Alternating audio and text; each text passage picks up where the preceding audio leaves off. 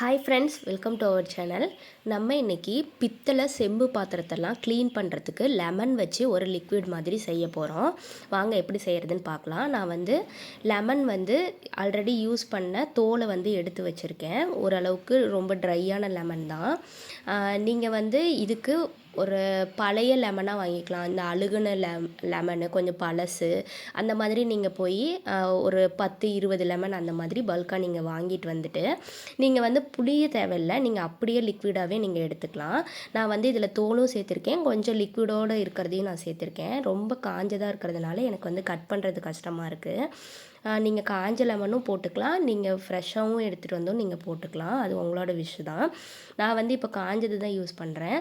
இருந்தாலுமே நான் பேக்கிங் சோடாவும் கல்லுப்பும் நான் சேர்க்க போகிறேன். அந்த மாதிரி சேர்க்கும் போது அது லிக்விட் ஃபார்மில் வந்துடும். இதை நம்ம 4 to 5 டேஸ் அப்படியே நல்லா விட்டுட்டோம் அப்படின்னா நல்லா ஊறி அது ஒரு கொலன்னு ஜெல்லு கன்சிஸ்டன்சிக்கு வந்துடும். அதுக்கப்புறம் நம்ம யூஸ் பண்ணிக்கலாம். போர் வாட்டர் யூஸ் பண்ணுறவங்களுக்கு தான் இந்த கஷ்டம் தெரியும். ஏன்னா செம்பு பித்தளை பாத்திரத்தை சுத்தம் பண்ணுறதுங்கிறது ரொம்ப பெரிய டாஸ்க்காக இருக்கும். ஏன்னா போர் வாட்டர் யூஸ் பண்ணும்போது அதில் இருக்க உப்பு எத்தனை தடவை நம்ம வாஷ் பண்ணாலுமே மேலே திட்டு படிஞ்சிரும். நம்ம குடிக்கிற வாட்டர் யூஸ் பண்ணும்போது அந்த மாதிரி இருக்காது.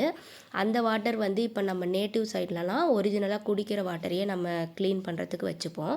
அந்த மாதிரி இருக்கும்போது ரொம்ப நாள் அது சுத்தமாகவே இருக்கும், கலர் சேஞ்ச் ஆகாமல். ஆனால் போர் வாட்டர் யூஸ் பண்ணும்போது ஒரு நாள் இல்லைன்னா மேக்ஸிமம் 2 டேஸ் மட்டும்தான். அதுக்கு மேலே அந்த க்ரீன் கலரில் ஆகிறது, உப்பு தண்ணி பட்ட இடம்லாம் ஒயிட்டாக ஆகிறது, அந்த மாதிரிலாம் ஆயிரும். அந்த தண்ணியை நம்ம குடிக்கும் போதே டேஸ்ட்டே வேறு மாதிரி தெரியும் நமக்கு.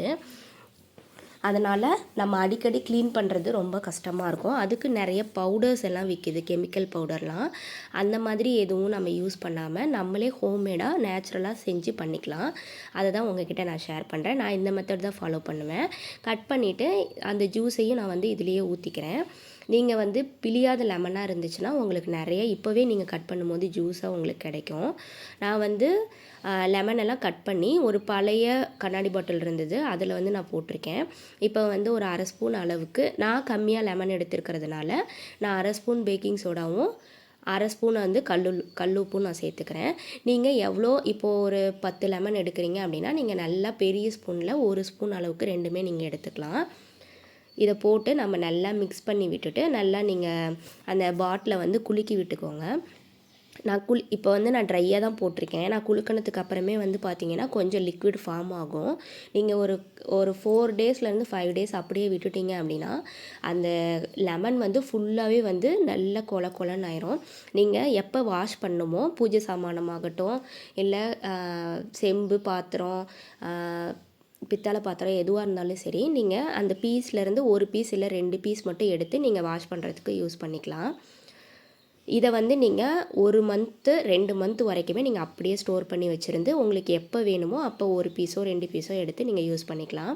இந்த மாதிரி ட்ரை பண்ணி பாருங்கள், செம ரிசல்ட்டாக இருக்கும். பாத்திரமும் ஒரு 3 டேஸ் 4 டேஸ்க்கு அந்த கலர் சேஞ்ச் ஆகாமல் அப்படியே இருக்கும். உங்களுக்கு இது கண்டிப்பாக யூஸ்ஃபுல்லாக இருக்கும்னு நினைக்கிறேன். உங்களுக்கு எப்படி இருந்தது அப்படிங்கிறத கமெண்ட்டில் சொல்லுங்கள். தேங்க்ஸ் ஃபார் வாட்சிங்.